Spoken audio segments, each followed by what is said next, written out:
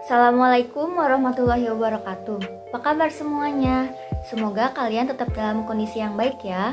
Walaupun dalam masa pandemi ini, kalian harus tetap semangat dalam belajar. Nah, di pertemuan kali ini kita akan membahas materi tentang sistem hormon atau sistem endokrin.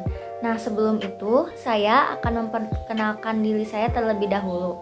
Saya Febianisa Kusuma, mahasiswa semester 8 di Universitas Pasundan Bandung. Nah, pada kesempatan kali ini saya akan membahas mengenai sistem hormon atau sistem endokrin. Teman-teman semua tahu nggak sih apa itu sistem endokrin? Apa saja macam-macamnya? Hormon apa saja sih yang ada pada sistem endokrin? Apa saja fungsinya? Nah, untuk menjawab itu semua, mari kita sama-sama belajar mengenai sistem hormon atau sistem endokrin. Sebelumnya, kalian tahu nggak sih apa itu sistem endokrin? Nah, coba lihat gambar di sebelah saya. Menurut kalian, apa yang kalian pikirkan tentang gambar di sebelah saya? Ya, betul. Itu adalah gambar organ-organ yang menghasilkan kelenjar endokrin. Jadi, sistem hormon adalah salah satu sistem koordinasi yang mengatur sistem seluruh tubuh dan bekerja secara lambat. Kenapa dia bekerja secara lambat? Karena dia membutuhkan waktu untuk mensekresikan hormonnya. Selanjutnya yaitu ada macam-macam kelenjar. Macam-macam kelenjar yaitu ada dua. Yang pertama yaitu kelenjar endokrin. Nah, kelenjar endokrin ini salurannya buntu. Lalu kemana nih sistem hormon ini berjalan? Nah, hormonnya itu masuk melalui peredaran darah. Nah, sistem endokrin ini memiliki 3 persinyalan di mana dibedakan berdasarkan organ targetnya. Yang pertama yaitu ada autokrin. Nah, autokrin ini organnya itu dekat dengan kelenjar itu sendiri. Contohnya itu adalah lambung. Jadi lambung itu mensekresikan hormon yang akan digunakan oleh lambung itu sendiri. Selanjutnya yaitu ada perikrin, yaitu organ targetnya dekat dengan organ itu sendiri. Nah, contohnya di sini adalah adrenalin. Jadi, adrenal ini mensekresikan hormon yang akan digunakan oleh ginjal. Jadi, adrenal ini letaknya ada di dekat dengan ginjal. Jadi, ini adrenal, lalu ini adalah ginjal. Selanjutnya yaitu ada endokrin, yaitu organ targetnya jauh dengan kelenjar. Contohnya yaitu hormon-hormon pada sel kelamin. Nah, yang kedua yaitu ada kelenjar eksokrin. Nah, kelenjar eksokrin ini sudah memiliki saluran akhir, jadi hormonnya itu tidak masuk ke dalam peredaran darah. Contohnya yaitu ada pada pulau Langerhans di pankreas. Nah, saya mulai ya. Yang pertama yaitu ada kelenjar yang bernama kelenjar hipofisis. Jadi, di bagian otak itu ada bagian yang bernama hipotalamus. Di bawah hipotalamus itu ada suatu kelenjar yang dinamakan kelenjar hipofisis atau biasa disebut sebagai kelenjar pituitari. Nah, pada gambar terdapat gambar dari kelenjar hipofisis, yaitu ada bagian yang bernama hipotalamus, lalu di bawahnya yaitu ada kelenjar hipofisis. Nah, kelenjar hipofisis ini dibagi menjadi 3, yaitu yang pertama yaitu yang di depan dinamakan anterior. Lalu yang di tengah dinamakan intermediate dan yang di belakang dinamakan posterior. Nah, dimulai dari yang pertama yaitu hipofisis anterior, yaitu yang berada di depan. Nah, kurang lebih ia mensekresikan 8 hormon. Yang pertama yaitu ada growth hormone atau biasa disingkat dengan GH. Nah, GH ini fungsinya adalah untuk mengatur pertumbuhan. Bentuknya yaitu sebagai protein, organ targetnya yaitu sel-sel dalam tubuh. Nah, makanya ia masuk ke dalam saluran peredaran darah atau termasuk ke dalam endokrin. Lalu selanjutnya ada thyroid stimulating hormone atau biasa disingkat dengan TSH. Nah, bentuknya yaitu glycoprotein, jadi gabungan antara glukosa dengan protein. Nah, organ targetnya yaitu adalah tiroid. Fungsi dari TSH ini adalah menstimulasikan pembentukan tiroksin di kelenjar tiroid. Selanjutnya yaitu ada adrenal corticotropin hormone atau biasa disingkat dengan ACTH. Nah, bentuknya yaitu adalah peptida, jadi ikatannya itu lebih panjang daripada protein. Lalu organ targetnya adalah korteks adrenal. Nah, fungsinya yaitu untuk menstimulasi hormon pada kelenjar adrenal. Lalu selanjutnya ada prolaktin. Nah, prolaktin ini bentuknya adalah protein. Sel targetnya yaitu kelenjar susu atau memae. Jadi fungsinya adalah untuk menstimulasi pengeluaran ASI. Selanjutnya yaitu ada follicle stimulating hormone atau biasa disingkat dengan FSH. Nah, FSH ini bentuknya adalah glikoprotein. Jadi gabungan antara glukosa dengan protein. Nah, dia ini sel targetnya ada dua, yaitu di ovarium dan di testis. Jadi dua-duanya yaitu memiliki fungsi yang berbeda. Nah, pada ovarium fungsinya adalah untuk menstimulasi perkembangan folikel dan estrogen. Lalu di testis yaitu fungsinya untuk menstimulasi spermatogenesis. Nah, selanjutnya yaitu ada luteinizing hormone atau biasa disingkat dengan LH. Nah, LH ini bentuknya yaitu sama seperti sebelumnya, yaitu glikoprotein, jadi gabungan antara glukosa dengan protein. Nah, LH ini fungsinya untuk menstimulasi pengeluaran estrogen dan progesteron. Nah, yang terakhir yaitu hormon intestinal cell stimulating hormone atau biasa disingkat dengan ICTH. Bentuknya yaitu sama seperti sebelumnya, yaitu glikoprotein, jadi gabungan antara glukosa dengan protein. Nah, sel targetnya yaitu pada testis, jadi dia untuk menstimulasi sel Leydig. Nah, sel Leydig ini digunakan untuk testosteron. Nah, selanjutnya yaitu ada hipofisis intermediate, yaitu yang ada di bagian tengah. Nah, hipofisis intermediate ini mensekresikan satu hormon, yaitu melanocyte stimulating hormone atau biasa disebut MSH. Nah, bentuknya yaitu protein, fungsinya yaitu untuk pigmentasi kulit. Karena fungsinya untuk pigmentasi kulit, berarti sel targetnya adalah kulit. Selanjutnya yaitu yang terakhir, ada hipofisis posterior, yaitu yang ada di bagian belakang. Nah, hipofisis posterior ini mensekresikan dua hormon, yaitu yang pertama ada oksitosin. Nah, oksitosin ini bentuknya adalah protein. Nah, organ targetnya adalah uterus, yaitu fungsinya untuk membantu kontraksi saat persalinan. Nah, yang terakhir dari hipofisis posterior yaitu ada antidiuretik hormon atau biasa disingkat dengan ADH. Nah, bentuknya sama seperti sebelumnya, yaitu protein. Nah, organ targetnya yaitu ginjal, tepatnya yaitu pada tubulus contortus distal. Fungsinya yaitu untuk mengatur reabsorpsi air di tubulus. Nah, lalu selanjutnya kita beralih ke kelenjar tiroid dan paratiroid. Nah, kelenjar ini adalah dua kelenjar yang berbeda namun memiliki fungsi yang sama.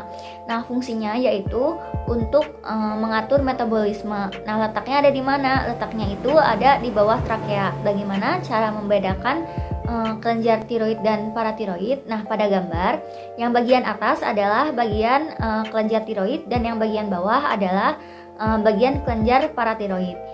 Lalu yang pertama kita akan membahas tentang kelenjar tiroid. Nah, kelenjar tiroid ini mensekresikan 3 hormon. Nah, yang pertama yaitu ada T3 atau triodotironin, yang kedua yaitu ada T4 atau tiroksin, dan yang ketiga yaitu ada kalsitonin.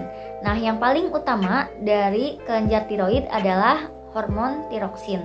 Lalu, bagaimana sih mekanisme pembentukan tiroksin? Nah, ada 2 cara nih. Yang pertama yaitu TSH yang tadi ada di hipofisis anterior akan menstimulasi pembentukan tiroksin. Lalu, cara kedua yaitu dengan bantuan T3 atau triiodotironin yang berikatan dengan yodium akan menghasilkan T4, yaitu menghasilkan tiroksin. Nah, selanjutnya ada paratiroid. Nah, paratiroid ini akan menghasilkan parathormon. Nah, kerja dari paratiroid dengan kalsitonin yaitu berlawanan atau antagonis. Nah, fungsi dari kedua hormon ini yaitu untuk mengatur metabolisme kalsium. Jadi kalsium aja nih yang diaturnya. Nah, kalsium yang ada di mana? Yaitu kalsium yang ada di darah dan kalsium yang ada di tulang. Nah, kalsium yang ada di darah dibentuk menjadi kalsium yang ada di dalam tulang dengan bantuan kalsitonin. Sedangkan kalsium yang ada di tulang dilepaskan ke kalsium yang ada di darah dengan bantuan parathormon. Jadi bekerjanya yaitu secara antagonis atau berlawanan. Nah, kelenjar yang selanjutnya adalah kelenjar timus. Nah, fungsi dari kelenjar timus ini adalah untuk sekresi hormon timosin. Nah, hormon timosin ini akan menghasilkan sel limfosit T. Nah, limfosit T ini adalah untuk apa? Nah, limfosit T ini adalah untuk sistem imun, jadi untuk kekebalan tubuh kita sendiri. Nah, selanjutnya kita masuk kepada kelenjar pencernaan dan kelenjar pankreas. Nah, kelenjar ini termasuk ke dalam kelenjar autokrin, yaitu kelenjar ini mensekresikan hormon untuk digunakan oleh organ itu sendiri. Nah, pada pencernaan yaitu ada pada lambung dan usus. Nah, pada lambung ini akan mensekresikan gastrin, yaitu untuk merangsang kerja lambung. Lalu pada usus mensekresikan dua hormon, yaitu kalesistokinin untuk menstimulasi pengeluaran getah lambung dan sekretin. Nah, sekretin ini untuk menstimulasi getah pankreas. Nah, selanjutnya yaitu ada kelenjar pankreas. Nah, kelenjar pankreas ini disebut juga dengan kelenjar ganda. Kenapa kelenjar ganda? Karena terdapat endokrin dan eksokrin. Nah, endokrin ini terdapat pada pulau Langerhans dan eksokrin yaitu akan menghasilkan sel-sel acinar penghasil getah pankreas. Nah, pulau Langerhans ini akan menghasilkan dua sel, yaitu sel alfa dan sel beta. Nah, sel alfa ini akan mensekresikan glukagon dan sel beta akan menghasilkan insulin. Nah, kerja dari glukagon dan insulin yaitu bekerja secara antagonis atau berlawanan. Jadi, bekerjanya pada apa nih? Pada glikogen dan glukosa. Glukogen diubah menjadi glukosa dengan mensekresikan glukagon. Nah, glukagon diubah menjadi glikogen dengan menggunakan insulin. Nah, selanjutnya ada mekanisme dari pengaturan gula darah. Yang pertama yaitu pada saat gula darah rendah, maka glukagon akan merangsang sel hati untuk mengurai glikogen menjadi glukosa. Selanjutnya yaitu pada saat gula darah tinggi, maka insulin akan merangsang sel hati untuk menguraikan glukosa menjadi glikogen, atau insulin tersebut akan merangsang sel lemak untuk mengubah glukosa menjadi sel lemak. Selanjutnya yaitu ada kelenjar adrenal. Nah, kelenjar adrenal ini fungsinya ada di atas ginjal atau biasa disebut sebagai topi ginjal. Nah, ginjal yaitu ada dua bagian, ginjal kanan dan ginjal kiri. Maka dari itu, kelenjar adrenal pun ada kelenjar adrenal kanan dan kelenjar adrenal kiri. Nah, kelenjar adrenal ini terdapat bagian-bagiannya. Yang pertama yaitu ada bagian korteks atau bagian terluar dari adrenal.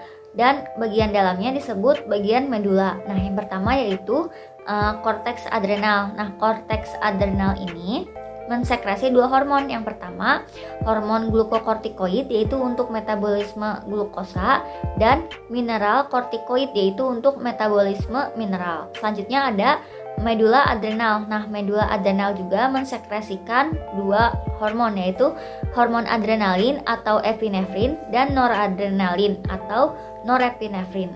Nah, kerja dari dua hormon ini yaitu hormon adrenalin dan noradrenalin bekerja secara antagonis atau berlawanan. Pada hormon adrenalin bekerja secara simpatis dan pada hormon noradrenalin bekerja secara parasimpatis. Nah, kelenjar adrenalin atau disebut juga epinefrin ini fungsinya adalah untuk mempersempit pembuluh darah, untuk mempercepat denyut jantung, meningkatkan tekanan darah, dan meningkatkan frekuensi pernafasan. Lalu pada hormon noradrenalin atau norepinefrin ini sebaliknya, yaitu fungsinya untuk memperluas pembuluh darah, menurunkan kecepatan denyut jantung, untuk menurunkan tekanan darah, dan menurunkan frekuensi pernafasan. Nah, selanjutnya kita akan beralih ke kelenjar kelamin. Nah, di kelenjar kelamin ini ada dua, yaitu ada ovarium untuk perempuan dan testis untuk laki-laki. Nah, yang pertama yaitu ovarium. Ovarium ini mengsekresikan dua hormon. Yang pertama yaitu hormon estrogen yang dihasilkan yaitu follicle the graft oleh FSH. Nah, fungsinya untuk membentuk organ seks sekunder pada wanita. Contohnya yaitu pita suara, payudara, pinggul, dan lain-lain. Selanjutnya yaitu yang kedua ada hormon progesteron. Nah, hormon progesteron ini akan menghasilkan corpus luteum oleh LH. Nah, fungsinya itu untuk mempertahankan uterus. Nah, pada uterus fungsinya yaitu untuk mempertahankan janin. Nah, ketika corpus luteum tidak matang dan tidak dibuahi, maka dia akan meluruh dan berganti menjadi siklus menstruasi. Nah, selanjutnya yaitu pada testis, yaitu pada laki-laki. Dia juga mensekresikan dua hormon. Yang pertama yaitu ada hormon estrogen, dihasilkan oleh siapa? Sama ya, oleh FSH. Nah, fungsinya yaitu untuk spermatogenesis atau untuk menghasilkan sel sperma.